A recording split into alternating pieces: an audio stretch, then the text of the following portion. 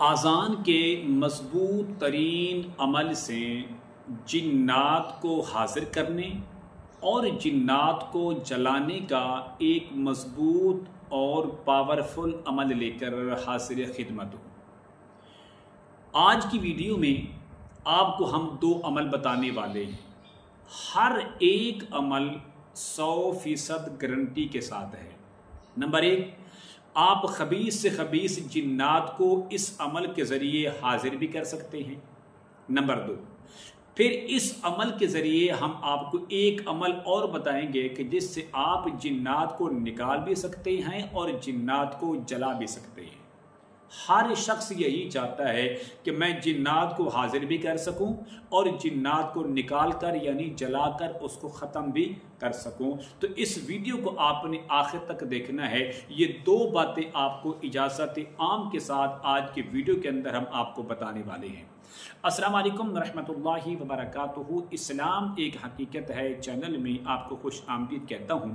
امید کرتا ہوں کہ آپ تمام لوگ خیر وافیت سے ہوں گے، خوش اور خرم ہوں گے۔ دعا ہے اللہ تبارک و تعالی آپ تمام تو خوشیاں عطا فرمائے، آمین۔ آذان کے مضبوط ترین عمل سے جنات کو حاضر کرنے اور جنات کو جلانے کا ایک پاورفل اور آزمودہ عمل لے کر حاضر خدمت ہوں۔ 2 عمل ہم آپ کو بتائیں گے۔ ایک، آپ جنات کو حاضر کر سکیں گے۔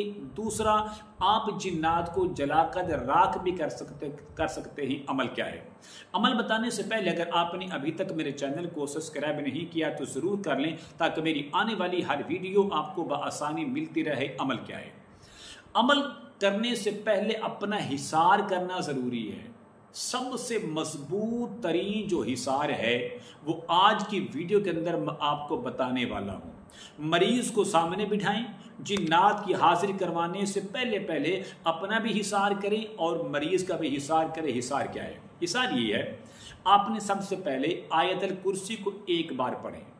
نمبر 2، سورۃ الفلق 1 بار، سورۃ الناس 1 بار اور الحمد شریف 1 بار اور سورۃ الجن کی پہلی 5 آیاتیں 1 بار پڑھ کے اپنے جسم پر اور مریض کے جسم پر آپ دم کر دیں تو اس کا مطلب یہ ہے کہ آپ کا جسم محفوظ ہو گیا ہے، آپ کا جسم جو ہے وہ حصار کے اندر آ گیا ہے۔ اگر کوئی چیز خبیث سے خبیث چیز آپ کی طرف آنے کی کوشش بھی کرے گی تو آپ کا نقصان نہیں ہوگا۔ عمل کیا ہے؟ عمل یہ ہے، آپ مریض کو سامنے بٹھائیں، بٹھانے کے بعد 7 مرتبہ آیت الکرسی پڑھیں بلند آواز کے ساتھ۔ ولا یعودہ حفظہما کو آپ نے پڑھنا ہے 3 بار پڑھتے جائیں اور 7 بار آیت الکرسی کو مکمل کریں۔ مکمل کرنے کے بعد آپ ایک دم مریض پر کریں اور کرنے کے بعد مریض کی شہادت کی جو انگلی ہے، دائیں ہاتھ کی شہادت کی انگلی، اس کو آپ پکڑ لیں۔ پکڑنے کے بعد آپ نے بلند آواز سے صرف 3 بار آذان فجر پڑھیں کہ جس کے اندر الصلاۃ خیر من النوم کے الفاظ بھی ہونے چاہیے۔ آذان پڑھنے کے بعد آپ مریض پر دم کر دیں، یہ 1 دم ہو جائے گا۔ اگر 1 دم کے اندر جنات حاضر ہو جائیں، اس کی کچھ علامتیں، کچھ نشانیاں ظاہر ہونا شروع ہو جائیں، مثلا اب اس کی جو آنکھیں ہیں وہ سرخ ہو رہی ہیں، اب اس کے جسم کے اندر ہلنا جلنا حرکت کرنا شروع ہو گیا ہے، یہ بھی علامت ہے کہ جن حاضر ہو چکا ہے۔ یا اسی طرح اس پر بے ہوشی کے دورے پڑ رہے ہیں، تب بھی یہ علامت ہے کہ اس پر جنات کی حاضری ہو چکی ہے۔ 1 دم کیا تو کچھ حاصل نہیں ہوا، آپ اسی عمل کو پھر کریں کہ 7 بار آیت الکرسی پڑھیں اور 3 بار اذان فجر پڑھ کے اس کو دوسرا دم کریں۔ اگر دوسرے دم کے اندر بھی وہ حاضر نہیں ہوا تو اسی طرح تیسرا، حتیٰ کہ آپ 5 بار اسی طرح دم کریں۔ جب دم کرتے جائیں گے، جس دم کے اندر حاضری ہو جائے، کیونکہ آپ نے اس کو پہلے حصار کے اندر مضبوطی کے ساتھ اس کی شہادت کے انگلیوں کو پکڑا ہوا ہے، جب آپ پر دیکھیں کوئی بھی علامت ہے، اس کی آنکھیں سرخ ہو رہی ہیں، وہ غصے سے نیلا پیلا ہو رہا ہے، اس کے جسم سے پسینے آ رہے ہیں اور وہ ہاتھ کو چھڑانے کی کوشش کر رہا ہے، تو اس کا مطلب یہ ہے کہ جنات کی حاضری ہو چکی ہے۔ آپ اس کو حضرت سلیمان بن داؤد علیہ السلام کی قسم دے کر اس سے سوال جواب کریں۔ اب اس کو حاضر کرنے کے لیے اس کو زبان کھولنے کے لیے حضرت سلیمان بن داؤد علیہ الصلوۃ والتسلیم کی قسم دے اور آپ سے بات کرے گا. جب بات کر لے، ہر سوال کے جواب آپ کو دے دے، اب آپ یہ چاہتے ہیں اس کو ہم نے جلانا ہے، اس کو ہم نے نکالنا ہے، مریض کی جان ہم نے چھڑوانی ہے، مریض کو ہم نے اس خبیث جن سے چھٹکارا دلانا ہے، تو پھر آپ نے کیا کرنا ہے؟ اب دیکھیے، آپ اس طرح کریں کہ 7 بار آیت الکرسی پڑھیں سادی، ولا یعودہ حفظہما کو بھی ایک بار پڑھتے جائیں اور اس کو مکمل کریں. مکمل کرنے کے بعد سورۃ المؤمنون کی آخری 4 آیاتیں افحسبتم سے لے کر آخری سورت تک 3 بار پڑھ کے اس پر دم کریں. دم کرنے کے بعد اب دیکھیں، اگر آپ کا مریض بے ہوش ہو کر گر پڑا ہے تو اس کا مطلب بالکل واضح ہے کہ جنات نکل چکے ہیں یا پھر وہ جل کر راکھ ہو چکے ہیں.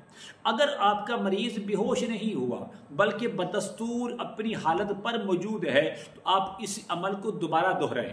جب آپ دوبارہ دہرائیں گے تو وہ بے ہوش ہو کر گر پڑے گا. مطلب یہ ہے کہ جب تک آپ کا مریض بے ہوش ہو کر نہیں گرتا یا اس پر بے ہوشی کے دورے نہیں پڑتے، اس وقت تک آپ اس عمل کو جاری رکھیں. جس طرح دیکھیں کہ آپ کا مریض گر چکا ہے تو آپ سمجھ لیجئے کہ آپ اس عمل کے اندر کامیاب ہو گئے ہیں اور آپ کا مریض تندرست اور صحت مند ہو گیا ہے. اب آپ کو گھبرانے کی یا ڈرنے کی یا پریشان ہونے کی ضرورت نہیں ہے کہ میرا مریض تو بے ہوش ہو گیا ہے. اب یہ بے ہوشی جو علامت ہے یہ کامیابی کی علامت ہے. اس اندر جتنے بھی جنات تھے یا تو وہ نکل گئے ہیں، اس کی جان چھوڑ کر دفع ہو گئی ہیں، اگر نکلے نہیں ہیں تو آپ کو وہاں سے سمیل آ سکتی ہے، بدبو آ سکتی ہے کسی چیز کے جلنے کی. اگر جلنے کی آپ کو سمیل آئے تب بھی پریشان نہیں ہونا، کیونکہ جن جل چکا ہے، جن ختم ہو چکا ہے، راکھ بن چکا ہے، یہ اس کی بدبو آ رہی ہے. اگر جب بے ہوش ہو کر وہ گرا ہے آپ کو سمیل نہیں آئی تو اس کا مطلب یہ ہے کہ آپ کا جو جن ہے وہ نکل چکا ہے، وہ دفع ہو چکا ہے. تو چند منٹ کے اندر آپ کے مریض کو بالکل ہوش آ جائے گا. تو جیسے ہوش آئے گا آپ اس سے سوال کریں گے، اس کو کسی سوال کے جواب کا علم نہیں ہوگا، کیونکہ جنات جب حاضر ہوتے ہیں تو کیا کرتے ہیں؟ انسان کے دل اور دماغ پر وہ کنٹرول کرتے ہیں، انسان کے جسم اور وجود کو استعمال کرتے ہیں. بات وہ کر رہے ہوتے ہیں لیکن زبان مریض کی ہوتی ہے، بات وہ کر رہے ہوتے ہیں، وجود انسان کا ہوتا ہے. تو اس کا مطلب بالکل واضح ہے کہ آپ کا جو مریض ہے وہ تندرست ہو چکا ہے. کبھی زندگی بھر یہ جن دوبارہ اس بندے کے اندر حاضر نہیں ہوگا. اس عمل کی اجازت کے لیے میں ضروری سمجھتا ہوں آپ میرے چینل کو سبسکرائب کریں، اس ویڈیو کو لائک اور شیئر ضرور کیا کریں. کمنٹ میں ماشاءاللہ، سبحان اللہ، الحمدللہ، لا الہ الا اللہ، اللہ اکبر ضرور لکھا کریں. السلام علیکم ورحمۃ اللہ وبرکاتہ.